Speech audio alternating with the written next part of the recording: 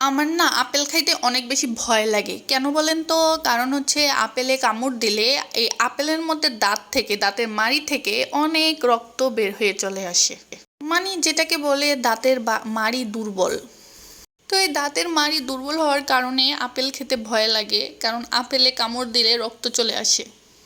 তো যাই হোক, আপেল কিন্তু আমার পছন্দের ফলগুলোর মধ্যে একটি। আমি আপেল অনেক বেশি পছন্দ করি, কিন্তু ভয়ের জন্য খাইতে পারি না। তো সকালবেলা ভাবলাম যে একটু নুডলস রান্না করব, নুডলস রান্না করে নুডলস খাবো, কারণ সকালবেলা রুটি বানাতে অনেক বেশি প্যারা লাগে এবং এটা খুবই কষ্টের একটা কাজ। আবার দেখা যায় যে সব সময় ভাত খেতেও ভালো লাগে না। তো আমরা বেশিরভাগ সময় দেখা যায়, বেশিরভাগ সময় না মানে মাঝে মাঝে নুডলস খাই সকালে নাস্তায়, তারপর হচ্ছে রুটি খাই, ভাতও খাই।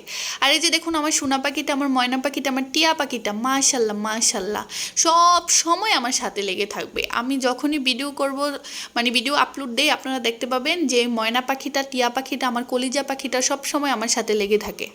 আমি ওর ফুফু না মা, কেউ দেখলে বুঝেই না।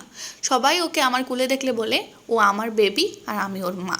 তো যাই হোক, তারপরে নুডলস রান্না করে নিলাম। রান্না করার পর হচ্ছে সুন্দর করে খেয়ে নিলাম। আর আজকে টমেটোগুলা একটু আস্তে আস্তে, সরি আস্তে আস্তে গ্রামের ভাষায় বলে ফেলছি, আস্ত আস্ত রেখেছিলাম। তারপরে হচ্ছে বিকালবেলা দেখলাম যে আমাদের মাম্মি, মানে আমার মাম্মি আমাদের জন্য নিয়ে আসলো ভাপা পিঠা দোকান থেকে।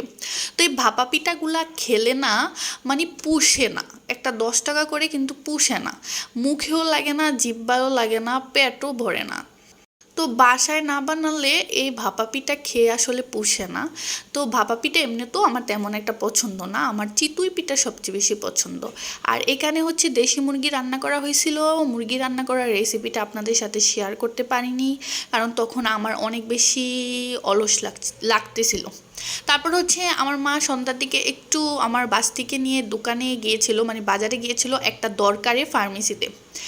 তারপরে হচ্ছে একটা ভাই, আমাদের পরিচিত একটা ভাই, সে হচ্ছে আমার মাকে আর আমার বাস্তিকে এই খাবারগুলো দিয়ে দিয়েছে বাসায় নিয়ে আসার জন্য, এবং ওইখানে ওদেরকে মানে আপ্যায়ন করেছিল রেস্টুরেন্টে। তো এটা দেখে তো আমি অনেক বেশি খুশি হয়ে গিয়েছি। তো ওই ভাইটাকে অনেক বেশি ধন্যবাদ। ভাইয়া, আপনি যদি ভিডিওটা দেখে থাকেন, যদিও আপনি আমার ভিডিও দেখবেন না, কারণ আপনি আমাকে চিনেন না বা আমাকে দেখেন নাই কোনোদিন, তারপরেও বলি, ভিডিওর মাধ্যমে বলতেছি, আপনাকে অসংখ্য অসংখ্য ধন্যবাদ ভাইয়া। আপনার মাধ্যমে এত মজাদার চিকেন চাপটা আমি আজকে খেতে পারছি। তো দেখলাম যে উনি অনেকগুলা চিকেন চাপ দিয়েছে, অ্যান্ড সাথে দিয়েছিল অনেকগুলা নান। তো গরম গরম চিকেন চাপ ছিল, আর এটা ছিল আমার বাস্তির। ও হচ্ছে খেতে পারে নাই, ওকে মানে এত ছোট একটা মানুষ এতগুলা খাবার কি একসাথে খেতে পারবে? তো ওরগুলা পার্সেল করে নিয়ে আসছে, ও বলছে ও বাসায় বসে খাবে।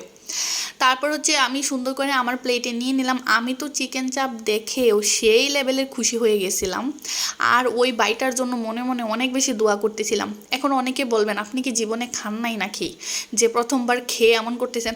আসলে বিষয়টা এমন না। আমি যতই খাই না কেন বা যতবারই খাই না কেন, পছন্দের খাবার যখন সামনে আসে তখন আর আমি মানে নিজেকে সামলাতে পারি না, আমার খাইতেই হয়, এবং আমার মধ্যে একটা এক্সাইটমেন্ট কাজ করে, এবং আমি এমনভাবে কথা বলি যেন আমি জীবনে প্রথমবারই খাচ্ছি, এর আগে কখনোই খাই নাই। তো আমি সুন্দর করে খেয়ে নিচ্ছি আর ওই ভাইটার জন্য দোয়া করতেছি। আসলে ওই ভাইটার মন অনেক বড়, বড় বলেই তো আমাদেরকে বাসায় এরকম মজাদার খাবার পাঠিয়ে দিয়েছে। এইভাবে যদি প্রতিদিন বাসায় কেউ খাবার পাঠিয়ে দিত তাহলে কতই না মজা হতো, তাই না?